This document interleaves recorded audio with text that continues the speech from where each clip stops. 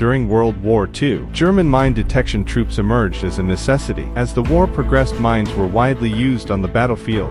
Mine detection troops played an essential role. They were like warriors walking on the edge of death. And their tool pouches were like a mysterious treasure trove filled with various indispensable tools. Let's take a look at what's in the mine detector tool pouch.